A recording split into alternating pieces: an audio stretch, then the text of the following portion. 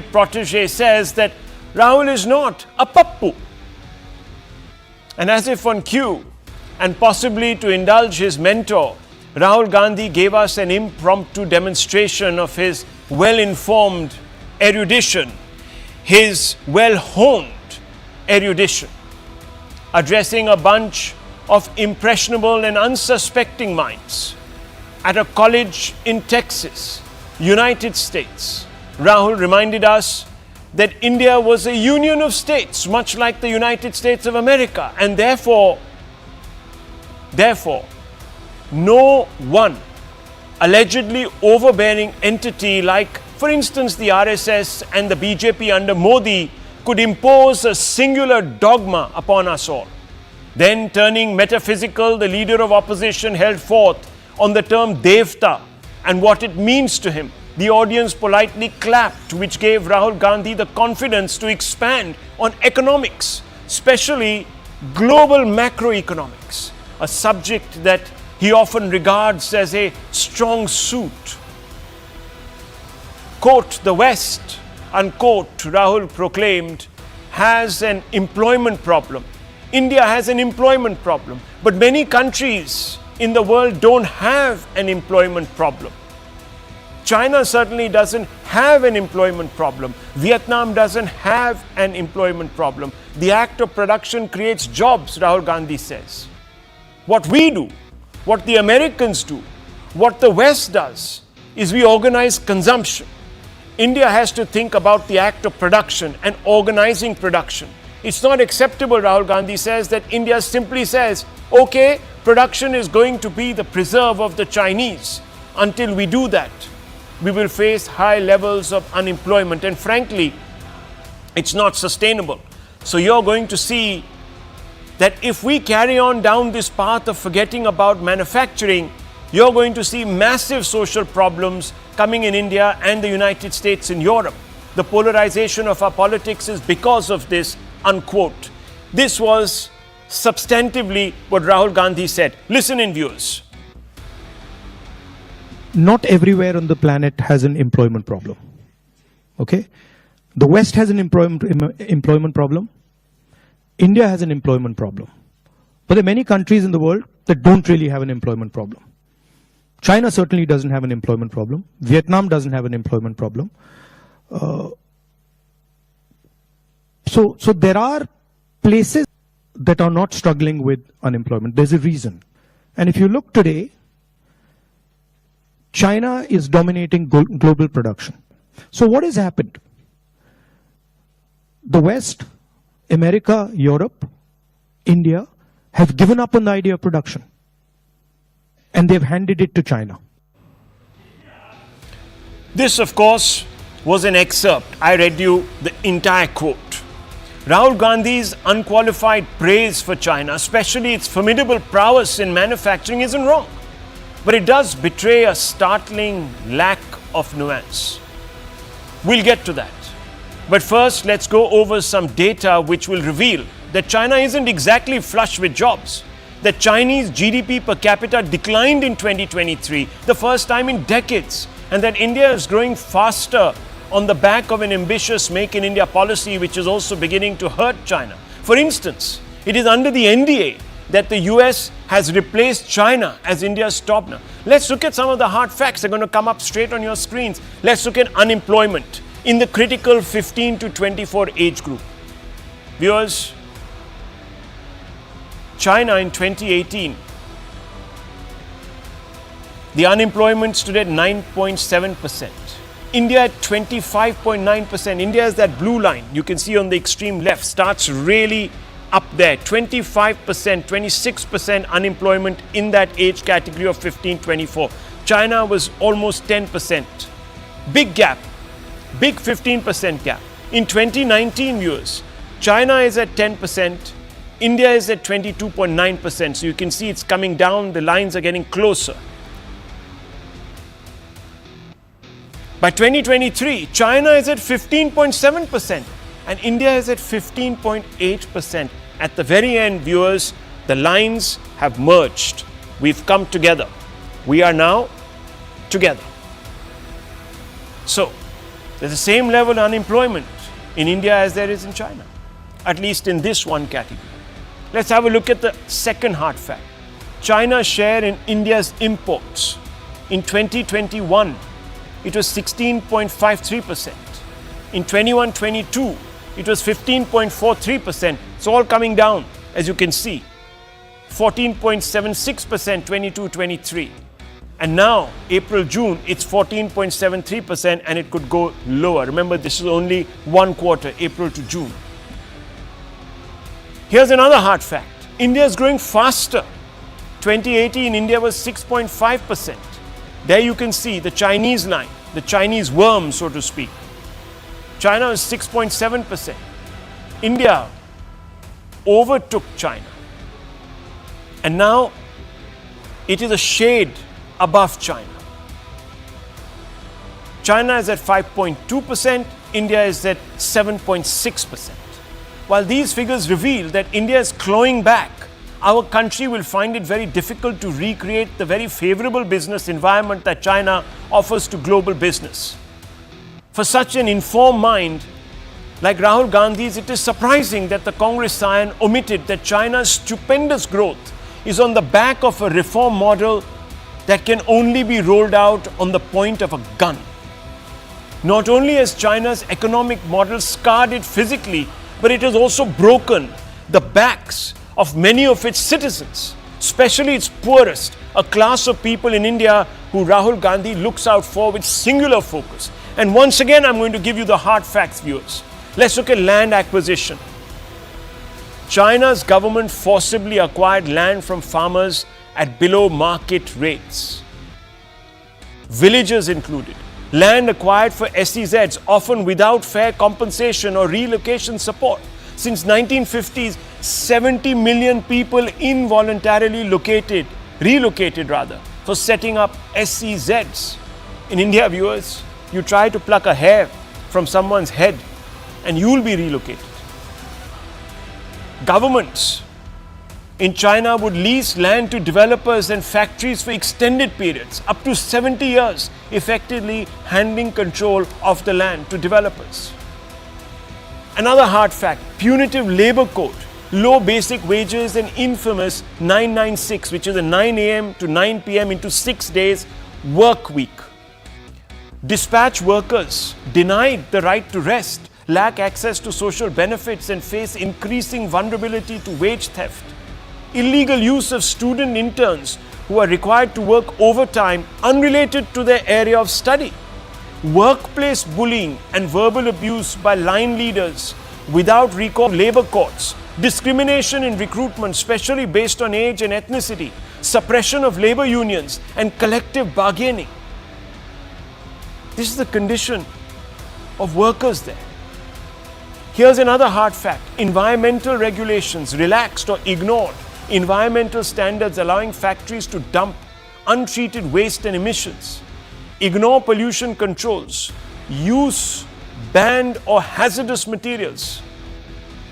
Viewers, if you remember, the Congress party had a real problem. When its own government, the UPA government, tried to take over tribal land, it was the likes of Rahul Gandhi and Jairam Ramesh who protested against their own UPA government back then. Intellectual property right.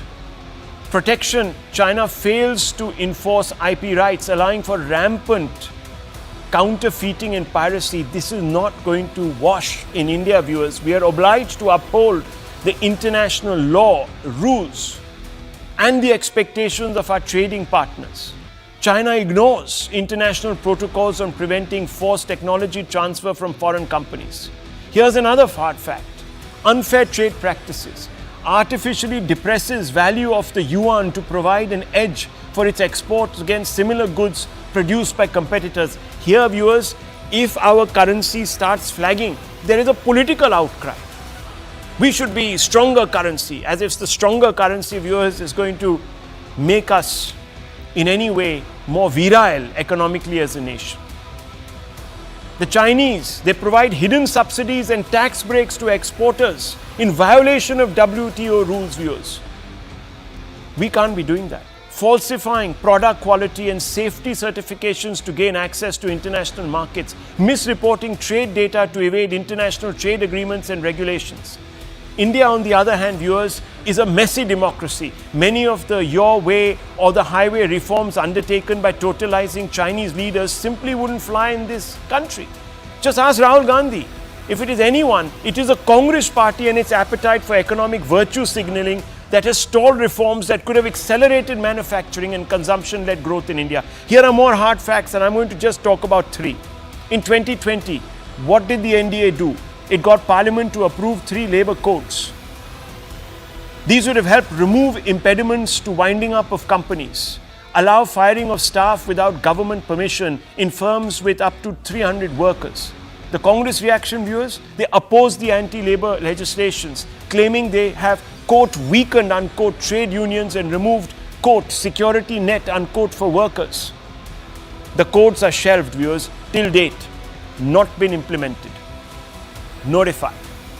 Hard fact 2, 2020, what NDA did, it passed 3 farm laws. The laws would have helped increase market access and price for farmers, reduced transaction cost and middlemen, encouraged private investment and technological adoption, enhanced farmers' bargaining power, doubled perhaps, maybe even tripled their incomes. The Congress reaction was large corporations will exploit farmers, especially small farmers. Most of these promises that were being pushed through these 3 farm laws, viewers, the Congress had actually made in its own manifesto, but it did a U-turn. Hard fact 3, 2015, what NDA did, introduced land acquisition bill. The law would have helped faster project implementation for infra and industrial projects, reduce the number of approvals, making it easier to acquire land parcels, increase compensation for landowners, but it also reduced consent problem. We could have got around that problem. The Congress reaction was the saw bill as pro-corporate and anti-farmer, leading to widespread protests and opposition.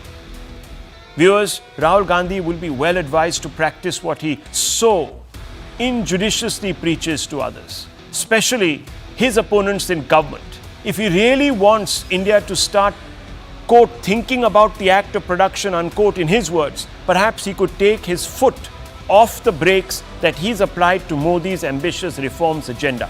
Think about that, viewers. I gave you this long preamble so that you would understand the story. Yes, Rahul is no pappu, viewers. But nuance is something that he must adopt in the manner in which he speaks, he preaches, he sermonizes. Let's open this up, viewers. Sanju Verma, National Spokesperson, the BJP, Anand Ranganathan.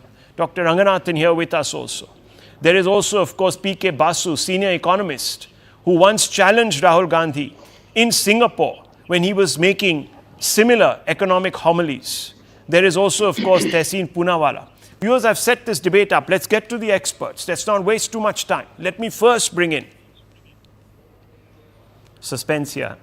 Dr. Ranganathan, let me bring you in. Dr. Ranganathan, you've excelled yourself in having a bit of a laugh at Rahul Gandhi's expense. He's no pappu, so stop calling him that.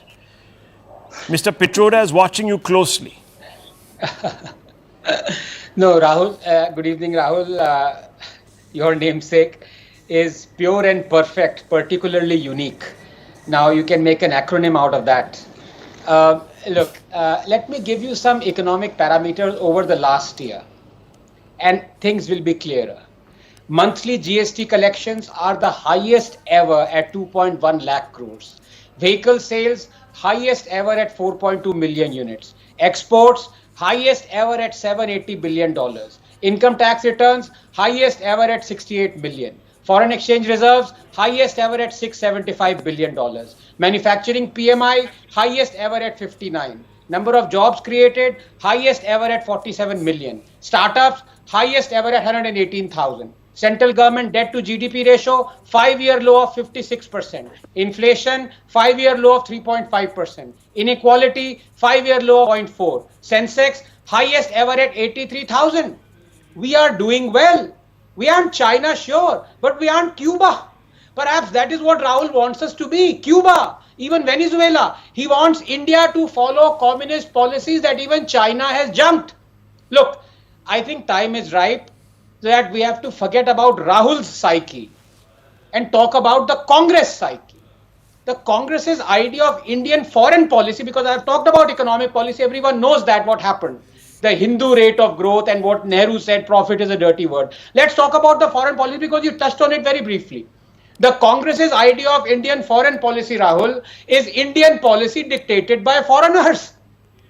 Right from the time when Dr. Ambedkar resigned from the Congress in 1951, warning that under Nehru, India was being made to champion China's cause and that its suicidal foreign policy would lead to the ruination of India, to the Congress presiding over the loss of Aksai Chin and nonchalantly claiming not a blade of grass grows there. So moving swiftly to contemporary times, because otherwise people will say, oh, we talk about Nehru. The same Rahul who today accuses Modi of selling India out, the same Rahul was tight-lipped when China occupied 640 square kilometers of eastern Ladakh during the UPA, a fact reiterated by UPA's own foreign secretary. Who knows? Perhaps calling for the breakup of Ladakh was an obligation on, part of the Congress, that MOU that it signed with the Communist Party in China back in 2008. The same Rahul was tight-lipped when China managed to make 600 incursions into the Indian side between 2010 and 2013, including in 2013 when the Chinese entered 28 kilometers deep into territory at Dapsang. The same Rahul remained silent at our capitulation at every discussion whenever we were talking about making roads, having infrastructure as compared to China. The same Rahul is tight-lipped even now when China has demolished 1700 mosques and interned 1 million Muslims in concentration camps and is feeding them pork and forcibly sterilizing them. China, Kashmir, Ladakh, Coco, Kachetebu, these are pearls in the necklace, Rahul, that adorn the dynast's neck. Small mercy, the entire necklace hasn't been taken off and gifted away, but who knows?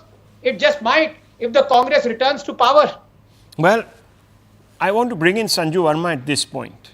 Sanju Verma, Rahul Gandhi is well within his rights to make these speeches, give you unsolicited advice. He is the leader of the opposition.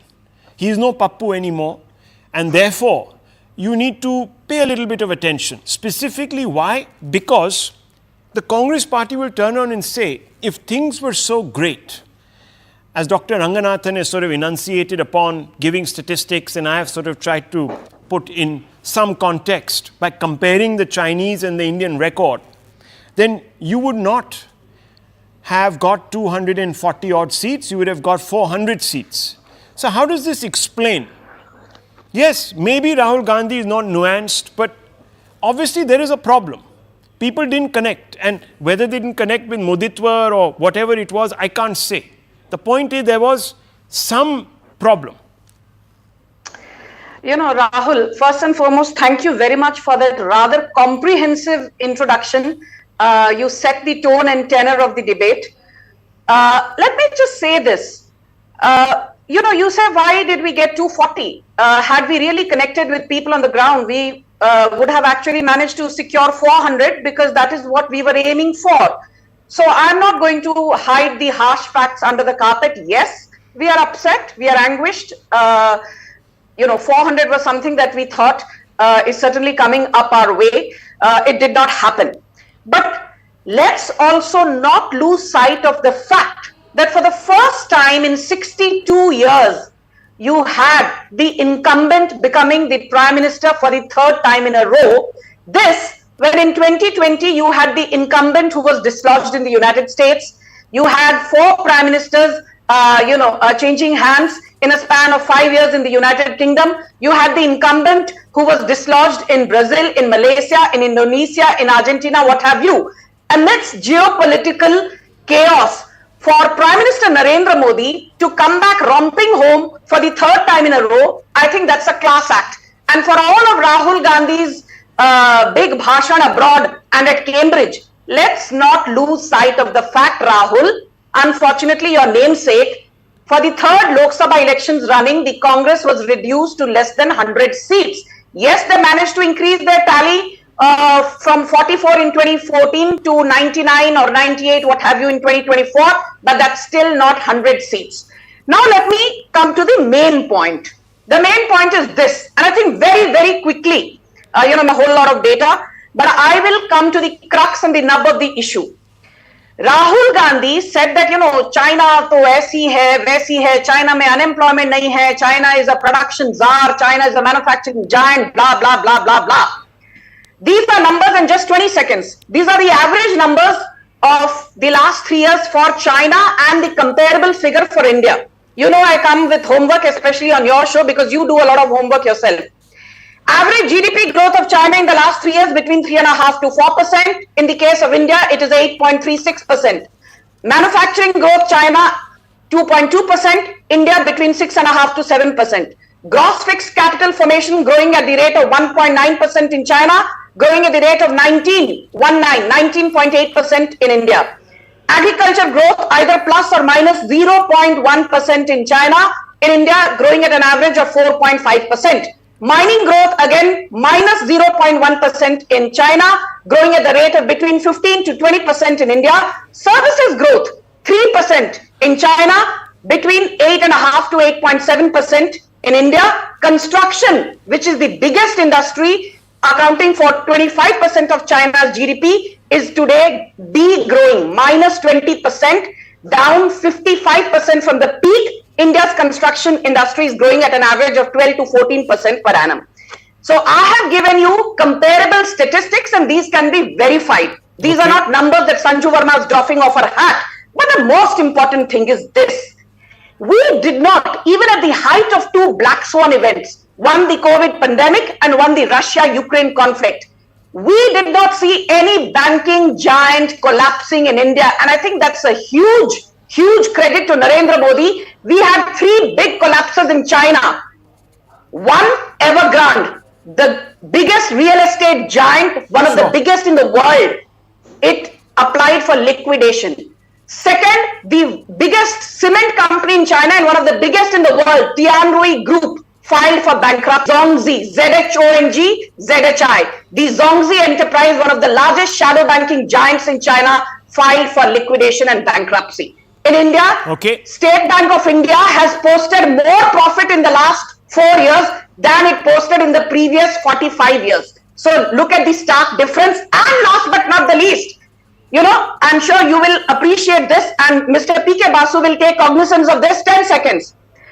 China's weightage in the MSCI index, which is followed by every goddamn foreign investor, is down from 25.1 to 24.5%. India's weightage in the MSCI has been increased from 18% to 20% latest 6 days back. Okay. Tehseen Poonawalla and PK Basu. Let me bring both of you in. Let me just bring in Tehseen Poonawalla. So there's let the gentleman no, the it's BJP okay. supporter go first. I'll counter everyone in the end. No, 1 second. Now we're not now 1 second. Please don't Tehseen, look, if you don't have anything to say, then don't make these personal jibes. BJP spokesperson, pro BJP supporter, this, that's not right. No, that's not right.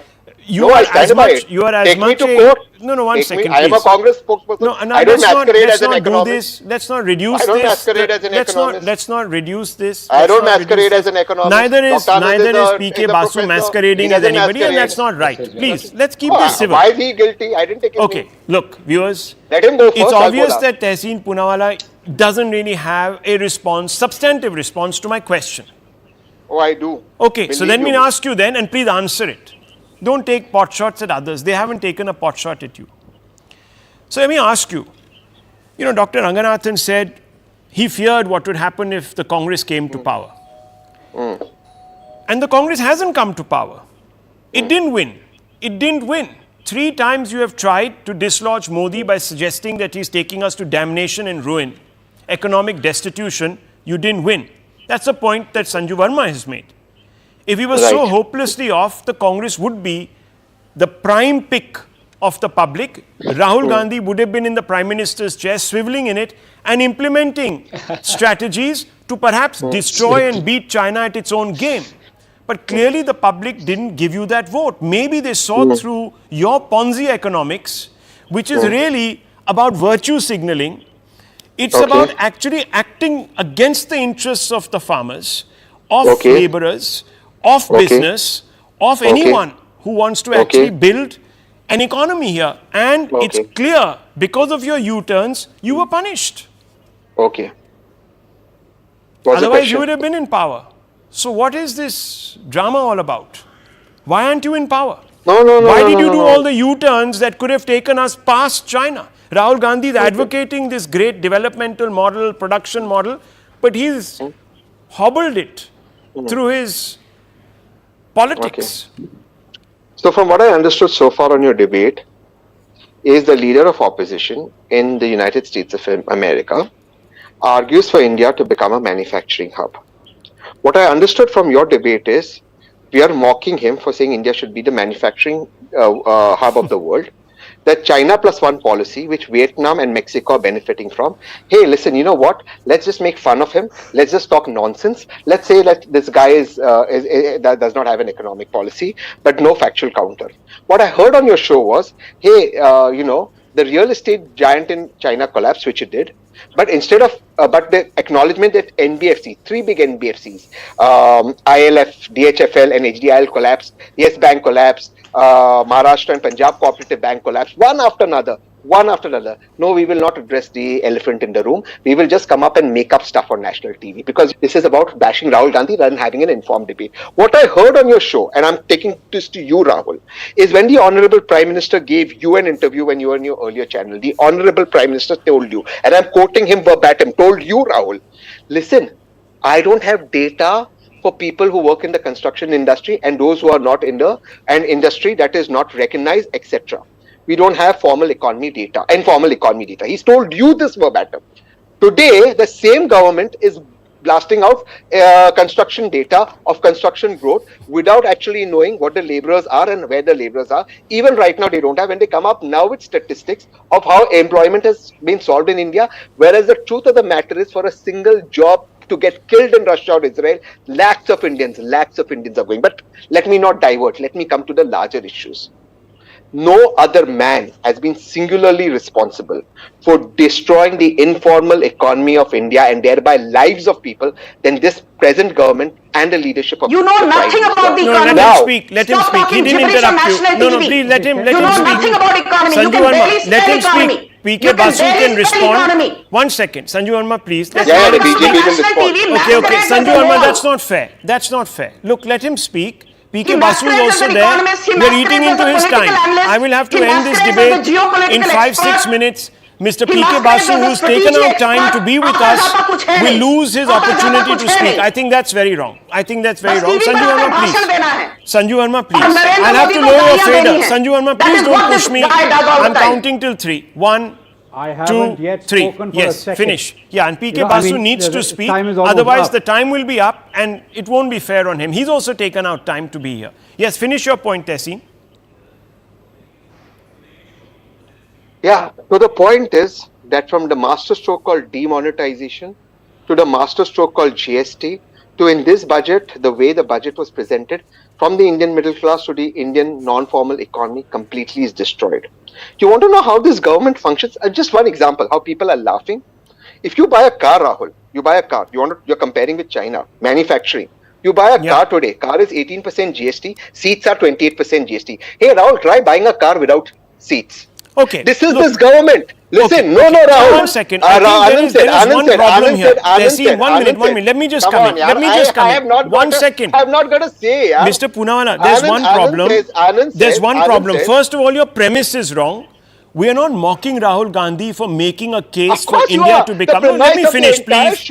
Let me Rahul finish. Gandhi is wrong. That is your. That's the premise. That is your subjective I take. haven't got to pay. 1 second. One second. The BJP Viewers, spokesperson the fact interrupted of the matter is, we are criticizing Rahul Gandhi for not walking the talk. If he wants India to be where China is, we have to take those hard reforms, those really tough reforms, which he opposes. So there is a degree of hypocrisy here. Everyone knows there are problems in the Indian economy. We haven't got it absolutely right. I don't think any Prime Minister has ever got it absolutely right. So let's not try to even compare records. There are problems. The solution, if it is Rahul Gandhi claims that we need to produce a lot more, then he needs to walk the talk, viewers. He needs to say, okay, in Parliament, I will not oppose X, Y, and Z. I'll tell you what happened, viewers. The UPA came up with the land acquisition bill. At that time, the NDA opposed it. The BJP opposed it. They came to power, they brought the same, almost the same bill with a few changes, and then the Congress opposed it. This game can't go on and on. That's the absolute fact. And there were other issues also. Opposed in one regime, then passed on, then opposed again. People did U-turns, volte-faces, all that. Nonsense continues, viewers. We've not got a problem, nothing. No, we've not got anything, personal axe to grind with Rahul Gandhi. Lovely person. Hope God makes him Prime Minister. Seriously, viewers. Rahul, if you think he's capable, he'll earn your trust, you'll vote him. The point is, viewers, start walking the talk, buddy. Start doing that. You can't sit and lecture and be the problem while you talk about the solution. That doesn't work. PK Basu, yes. The problem is the Prime Minister. Okay, now hang on a minute. You can kick him out of power, sir. Vote him out. But come with something that you can. That was come with something. That will ensure. That will also convince people that you actually have an agenda for growth. 1 second. Why do you invite How do you know I don't have an agenda for growth? Did you allow me to speak? 1 second. You had your chance. Let PK Basu come in. Yeah, I did have my chance. Yes. No. Yeah. Therefore, I said I'll come last. Yes, PK Basu. Yeah. Okay. Now, for once, Rahul Gandhi is talking sense. Of course, we need to be a manufacturing power. And the interesting thing is that we are much more of a manufacturing power under this government. In fact, what he is saying in Texas is actually parroting what this government is doing. For a change, he doesn't realize it perhaps, and Tehsin Poonawala perhaps doesn't either. But the fact is that this is this government's policy to basically focus on manufacturing and to succeed with manufacturing. Let me just point out that in the last 3 years, of the 10 largest steel producers in the world, India is the second largest. The only one that has consistently grown steel production every year and grown by more than 10% a year is India. The only one in the world that has grown electronics exports at over 25% a year for 5 of the last 6 years is India. So these are areas. Now steel, aluminium, cement, India is the second biggest producer in the world. Cars, India is now the 4th or sometimes 5th, but largely 4th biggest producer in the world. So we are already emerging as a manufacturing power. I think what there needs to be a much greater focus on is on labor intensive manufacturing. We also need to not miss the boat on labor intensive manufacturing, and every government to this day has missed that boat. We need to get onto that boat. Now, with regard to China, the simple fact is the China model is not replicable elsewhere.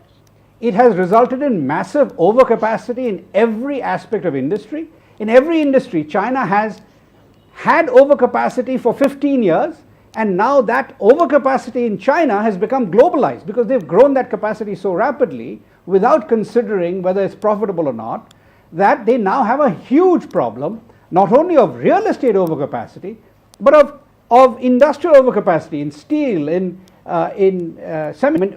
Every industry that you look at, they've got massive overcapacity. In cars, they are massive overcapacities, particularly in internal combustion engine cars. Yeah. So they have a significant problem. It is not a model that we should try to replicate. Okay. What we have is a democratic model. If you want to pursue a democratic approach, there's Japan, there's South Korea, there's Taiwan, who we could work closely with and develop that approach, which is much more egalitarian. Ironically, much more egalitarian is the approach of Japan, Korea, and Taiwan.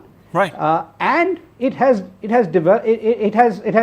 given them a complete success story. So, if we want to look at examples, they are not communist countries like China and Vietnam. There are proper democracies that are much more prosperous. Okay, much more prosperous. Now, Japan, viewers, Korea, and Taiwan. Those are the ones that we should be aiming at. I need to move on. There's a very important subject that we need to touch upon apart from this. Rahul Gandhi is making a point. All we're saying is, please walk the talk. We all want more jobs. We want big industry. We want to ensure we become the manufacturing hub of the world and not China. We're all trying to move towards that, but we need to still do those big reforms. You read The Economist, they'll tell you so, that Modi is not reforming fast enough. Well, he has to go through parliament to push a reform. And if there's going to be no support for it, especially now, when he doesn't have a majority, those reforms are not going to happen. So Rahul Gandhi, my advice to you is, please walk half the distance. Pass those reforms. We will grow. All of us will prosper together. Inequality will come down. The social tensions that you fear will decrease. Viewers, talking about social tensions, I want to transit to the next debate, very important. Two events, 2 days, too much of a coincidence. Over the weekend, a Ganpati Puja Pandal in Surat was targeted by stone pelters from a community. Luckily, there was no retaliation. The pelters have been arrested and peace has returned, with the local area politicians even attending the puja to signal to the Hindus that they need not pray in fear. A day later, a train in Uttar Pradesh crashed into an LPG cylinder deliberately placed on the tracks. You can see those pictures to the extreme right of you, alongside an unlit petrol bomb and reportedly other incendiary chemicals. The attempted sabotage coincides with a speech delivered in Pakistan by a dreaded Islamist terrorist, calling upon followers in India, his followers, to carry out acts of terror, particularly those that could potentially derail India's growth story and undermine social harmony. Viewers, the Kalindi Express, as I told you, stopped after it crashed into this cylinder. If it had blown up, there would have been mayhem. 19 suspects have been detained by the UP police. Lens is a wider Pakistan terror angle. The NIA has stepped in to this entire probe. Now, viewers, let me tell you, this is not the first attempt to target a train through sabotage. There have been a handful of other attempts in just the last few weeks. August 29, 2024, goods train in Rajasthan collides with a motorcycle scrap placed on the track to derail that train. August 23, 2024, Kasganj to Farrukhabad train averted accident after hitting a wooden log on the track. August 23, 2024, Vande Bharat Express strikes cement block placed on the track in Pali. August 17, Sabarmati Express derails near Kanpur due to an object placed on the track. As the NIA takes over the probe into the Kalindi Express incident, the question is whether there is an attempt to provoke the majority community to trigger a backlash so that the minority community once again can cry victim. Viewers, fundamental question tonight. I am quite struck by the silence of some of your own friends in the Congress. There has been no criticism from the Samajwadi Party. There has been no talk of anyone saying that terror doesn't go hand in hand with community relations. Why is this, sir? Now, I hope I'm really not interrupted because it's very disturbing to be Please interrupted. go ahead. There are three or four issues which are very pertinent. I can speak for myself and I can speak for Abbas out here. We are very glad nobody got hurt, injured, or there was no casualties in what happened today. Very clear about that. Now, Rahul, let's ask some very fundamental questions. In 2017, while campaigning in Kanpur, and you may check CNN news reports, the Honorable Prime Minister made certain remarks exactly like these, that train sabotages are happening because of Pakistan. NIA then refuted him. However, the Prime Minister made his remarks in 2017 to 2024. I thought there's enough time for the same Prime Minister in continuum and the NIA to resolve this issue. Look, I'm glad, and of course, I'm not going to sit on your channel and give Pakistan a clean sheet. Pakistan is a scoundrel of a country, okay? But if Pakistan at will can derail trains in India, can leave cylinder trucks in the middle of tracks, there are SOPs. So before joining your show, I was going a lot of research on how these platforms come down, because this particular platform had that automated system, how they come down. There are SOPs. They come down 5 to 7 minutes before the train goes. There is an individual who checks that there is nothing in the middle of the track. If all of these SOPs are violated, sure, Pakistan may be behind it. But the question to ask is, how does Pakistan get a truck with LPG, leave it, and what are our railway people and SOPs doing? That is the first question. Number two, if at will trucks with LPG, whoever may be with Pakistan, are getting done, what is the intelligence at the local level, the state level, the national level with Pakistan? Here you can't even blame the state government. It is the state government of the BJP, the national government of the Congress. Sure, you can say Akhilesh didn't speak, Syed Abbas didn't speak, Tehseen didn't speak, Rahul Gandhi is in the USA, Sam Petroda is making his own speech, Dr. Anand Ranganathan is researching malaria. Sure. Are we in government? Who's in government in the state and the center? And if they are so goddamn incompetent, I am telling you for the upteenth time, leave the goddamn chair. Get out. Let somebody else govern. Okay. Because if you don't know, if you can't, if basic SOPs are not followed. One last thing. I need to rebut. Stone pelters. Stone pelters. One second. The railway minister, who also the INB minister of the country, was that day crying in parliament. Right. Not crying because trains were derailed. Rahul, I need to rebut. Tessin cannot have a monologue. On trains being finish. derailed. Yeah, He was crying not because trains were derailed, but because people were making reels on train can derail. If he can stop making reels and do his job, maybe it will be slightly better. Okay. So we should now put, viewers, a sentry every 10 yards on our rail tracks to prevent Not every 10 yards. followers You can't of cross a the railway Pakistani terrorist in our country. Can you believe it? You know, viewers, in his bite, he said followers here in India, which means he's confident that there are people in this country who follow Mr. Ghori's gory and warped ideology. Who would subscribe to this mad character's ideology, viewers? Someone who obviously hates this country. The fact that he's so confident that he has supporters, that he can make an appeal to supporters, do this, means there are some amongst us, Mir Jafars, call them what you want to, viewers. Think about that. Rahul. Anyhow, Sanju Verma, yes, could you respond? Yes. It's nice to see Tessin all charged up, but as usual, he's got his facts all mixed up. I will just say a couple of things which will nail the bluff of Tessin Poonawalla very quickly in 20 seconds. This goddamn government is goddamn incompetent. No, Tessin Poonawalla, the data suggests otherwise. 171 major train derailments between 2004 and 2014 under UPA. That number is 69. I'm not saying my number of derailments is lower, so I need to be ecstatic about it, but this is just hard data. Against your 171, the data in the last 10 years, the derailments of consequence are 69.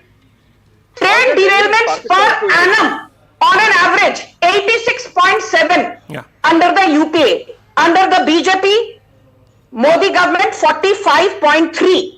The number of casualties between 2004 and 2014, only due to train accidents, 2,453. The number of people grievously injured under the UPA 2004 to 2014, 4,486. The comparable number, the number of grievously injured people in the last 10 years under Modi government, 1,543. The number of people who died due to train accidents in the last 10 years, 781 versus 2,453 under the UPA. But that's not the point. The main point is this. Tessin made a very interesting point, and I want to say something. You've discussed this ad nauseum on various debates, Rahul. Look at the stone pelting at a Ganesh Pandal in Surat. Yes. My limited point is this. Be it stone pelting at a Ganesh Pandal in Surat, be it sabotage in Farrukhabad, Ahmedabad, Jabalpur, or the Kalindi Express, or the IC-814 hijacking story which is today on celluloid. Our problem is whenever there is a Salman, a Shoaib, a Shahid, an Ibrahim involved, we change their names into a Bhola and a Shankar. We trivialize, we rationalize, and we normalize radical Islamist terror. Tessin Poonawalla himmat hai to say that radical Islamist terror is at the root cause of all problems. Okay, I'll just tell you one thing, viewers, before I... No, one second. I need to bring in the others also, please. Come on, let them also have a say, please. Please, that's not fair. Let me make one point. Please, I have to bring... I know I have 5 minutes on this show, please. Respect me. Respect me, please. I give it to you. Respect my... Please. Of course yes, I do. Mr. Abbas, yet... There are people in the Congress, there are people in the National Conference that they are aligning with that want talks with Pakistan.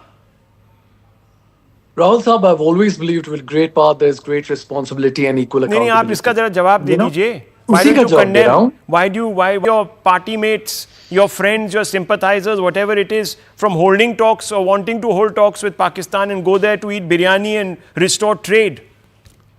Rahul, we all know which Prime Minister went to meet Nawaz Sharif uninvited to Same eat biryani. broken record. Just your words, Rahul, not mine. Same broken record, sir. 8 years ago, we gave it because of you people. Because of you people, we said, chalo, let's give them the benefit of doubt. Let's start again. And then guess what happens, viewers? We get stabbed in our back. Then they say, oh, this is the problem.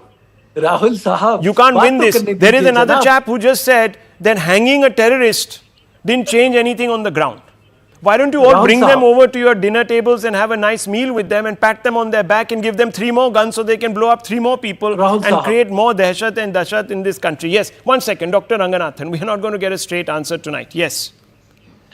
Rahul, before I come to the thrust of what the debate is, may I gently castigate my good friend Sanju Verma? And I emphasize gently because I know the repercussions. So very gently. I'll tell you why. Because No, I lost that one. What was that? I didn't get that. He's only gently castigating you because if he goes I'm too hard, you gentle. might.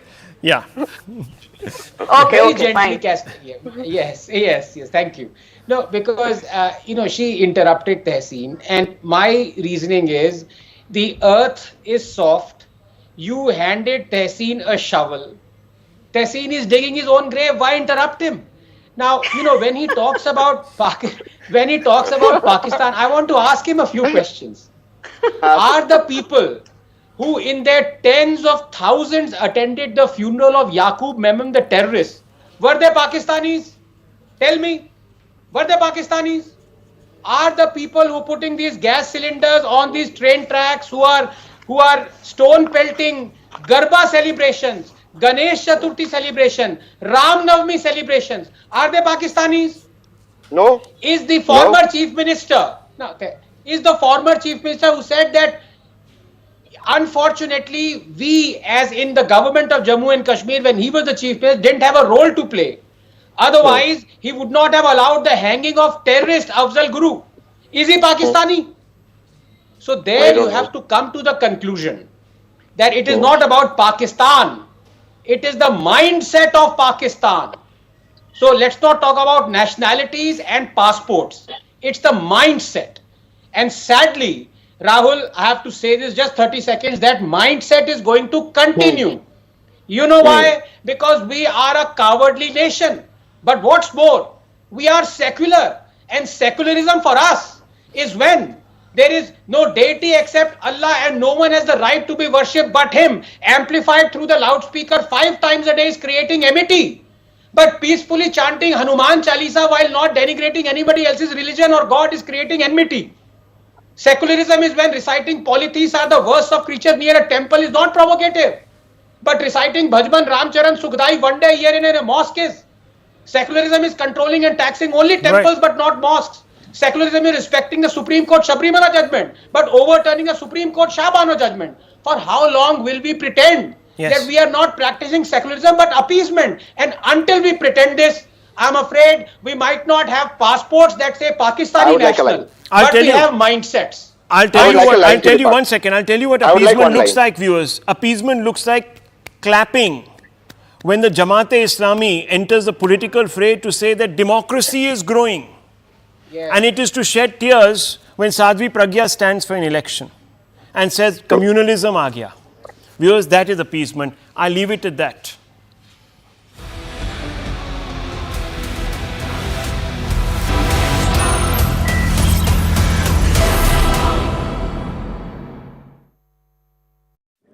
Leader of the opposition with regards to the unemployment challenge faced by China and then by India. He said that China certainly is not facing any such problem with that heavy population, but India is still facing it. Well, that clearly shows that the document which he signed with the China Communist Party of China, he still goes by that line of the China, where he always praises China and demeans India. But the fact is that he doesn't know that today women are being employed under the Lakpati scheme of the Prime Minister with drone. Didi are being made in every village, and then technology is being used by the Prime Minister Modi's scheme where women are being employed. But that point aside, the biggest issue which he has raised, which we are missing on, is that he is saying that India is not a nation. He still, Mr. Even Sam Praduda, they are talking about that India is Union of States, as if India has been created after 1947. The fact is, India has been a nation thousands of years, 5,000, 10,000 years. But they keep reiterating that India is Union of States. And they are not aware that the Pandals from Kerala go to Badrinath, or Pandals from Karnataka goes to Kedarnath, or Pandals from Chennai, Tamil Nadu goes to Kashi Vishwanath. Maharaja Ranjit Singh, he offered gold to Harimandir in Amritsar and also to Kashi Vishwanath. So India has been one nation throughout. but they don't accept that India has been a nation. India has been culturally one nation, and that we believe in. That the ideology of BJP is that India has been a culturally one nation.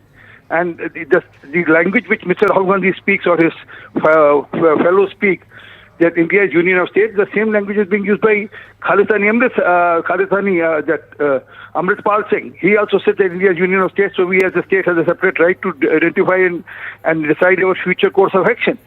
So that's the problem, that they don't want India to be seen as one cultural nation. Right, Mr. Singh. Thank you so much for speaking to CNN News 8.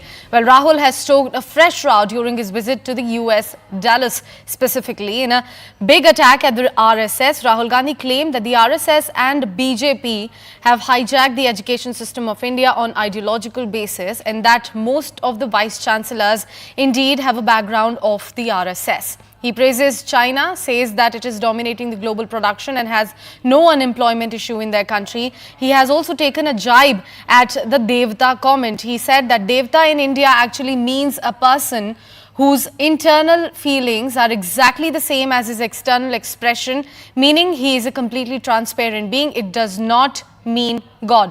Listen in to what the leader of opposition actually said. The RSS believes that India is one idea.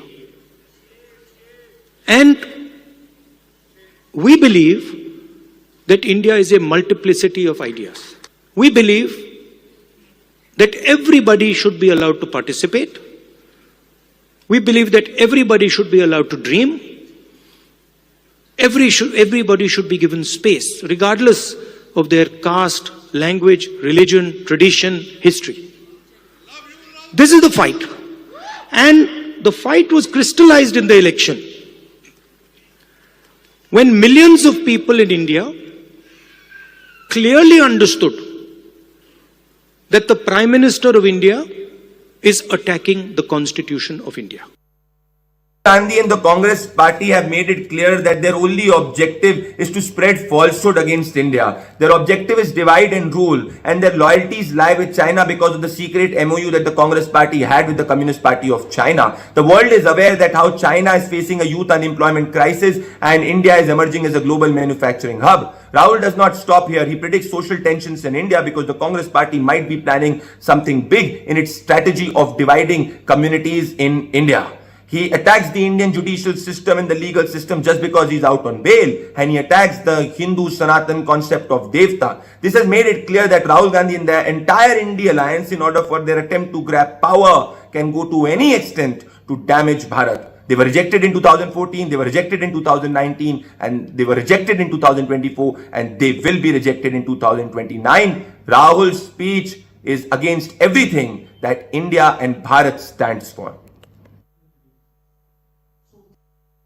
So Devta in India actually means a person.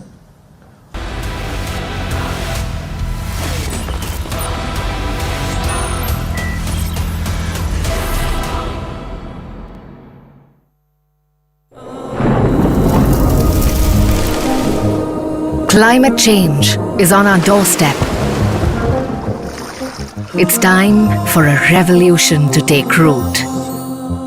And it starts with 1.4 billion Indians. It starts with one tree for humanity, one tree for Mother Earth, one tree for Project One Tree, a News 18 network initiative. Co-powered by internal feelings are exactly the same as his external expression. Meaning he is a completely transparent being. Right? It does not mean God. So if this person tells me every single thing that he believes or he thinks, and he tells it to me, that's the definition of Devta. So to me that is interesting about our politics. How do you suppress your own ideas? Right? How do you suppress your own fear, or how do you suppress your own greed, or how do you suppress your own ambition? Our senior editor Pallavi Ghosh is joining us live on the broadcast. Pallavi, a very good morning to you. This Rahul Gandhi and his connection with China has been much debated already, with BJP continuously mounting an attack on him. This time around, this new comment coming in over the unemployment challenge in China and in India has given us an added on, sort of point for the BJP to mount an attack on the leader of the opposition. That's right, Sakshi, because, he was especially talking to students in Dallas, and he was talking in the context of skills, he was talking in the context of education. And that's when he made that comparison to China, saying that in stark contrast, China does not have this kind of an unemployment issue, even though India has better skill facilities. Well, of course, it's going to stoke, and I think it's already begun to, as far as comments on China is concerned. And not just this, I mean, in the past also, when he said that China is stronger than us economically in terms of military, caliber, and also the fact that he met up with the Chinese ambassador at the time of the Galwan controversy was taking place. The BJP has begun to attack Rahul Gandhi and accused him of actually being the one who's compromising on the idea of India, on national unity and integrity, and making comments, especially when you're abroad. When you run down your own country, and I'm using the words of the BJP, according to BJP, when you run down your own country and govern on a foreign soil, you are, one, painting a very incorrect and wrong picture about your country. And second, you only end up emboldening our enemies across the border. RP Singh ji joining us on the broadcast. Mr. RP Singh, thank you so much for speaking to us. What would be your thought about this particular statement coming in from the leader of the opposition with regards to the unemployment challenge faced by China and then by India? He said that China certainly is not facing any such problem with that heavy population, but India is still facing it.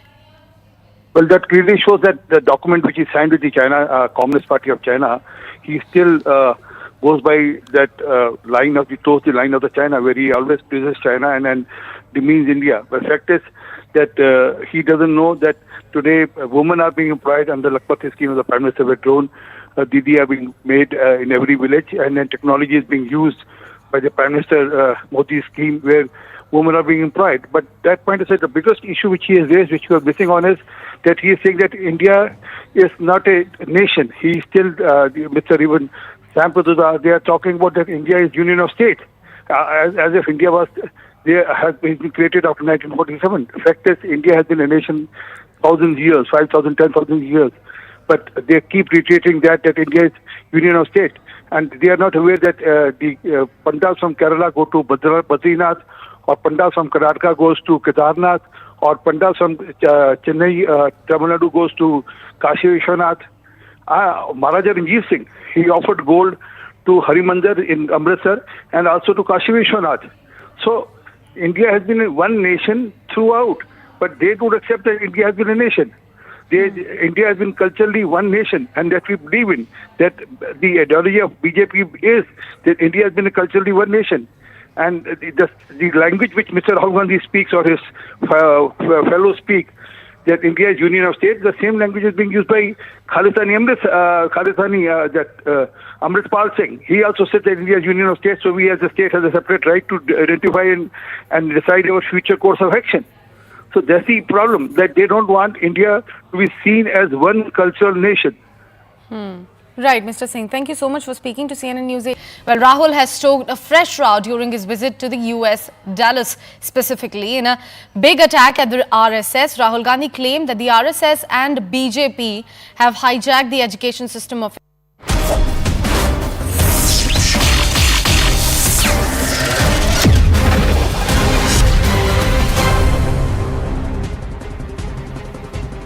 Namaste, Jai Hind, and welcome to this edition of The Right Stand. I'm Anand Narsimhan. Bharat has ended its campaign at Paris Paralympics 2024 with a record 29 medals. Of the 29 medals that Bharat has clinched, 7 were gold, a first for the country in the history of the Paralympic Games. Bharat bettered its tally from Tokyo Paralympics by 10 medals. We also took the 18th spot in the overall medals tally. Such a proud moment for us, and big shout out to our para-athletes. More than 90% rural households, meanwhile, and 94% urban households